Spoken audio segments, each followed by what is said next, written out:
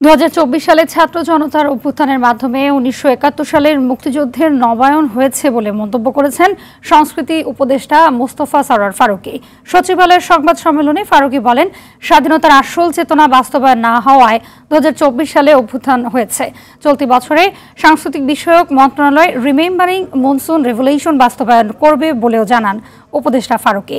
দেশের ৮ শীর্ষ নির্মাতা ৮ বিভাগে জুলাই অভ্যুত্থান নিয়ে ৮টি ভিজুয়াল কন্টেন্ট মেকিং কর্মশালার আয়োজন করবে বলেও জানান তিনি।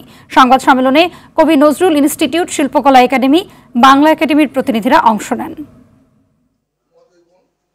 মুক্তিযুদ্ধের চেতনা রিনিউড হয়েছে ২৪-এর অভ্যুত্থানে। মুক্তিযুদ্ধের চেতনা বলে বলে শব্দটা শেষ করে ফেলা হয়েছে। স্বাধীনতার আসল চেতনাটা কি ছিল? স্বাধীনতার আসল চেতনা ছিল যে আমি আমার দেশ আমার মতো গড়ব এবং দেশটার মালিক সবাই হবে, রাইট? দুঃখজনকভাবে হলো সত্য যে এটা ঘটে নাই বলেই ২৪টা অবশ্যম্ভাবী হয়ে উঠেছে। সো আমার মনে হয় মত প্রকাশের স্বাধীনতা মানে হচ্ছে ওইটা, ইউ ক্যান ক্রিটিসাইজ এনিওয়ান, কিন্তু যে খুনি তার বিচারকে আপনি যদি বিঘ্ন ঘটানোর জন্য কিছু বলতে চান, এটাকে মত প্রকাশের স্বাধীনতা বলবো কিনা আমি জানি না।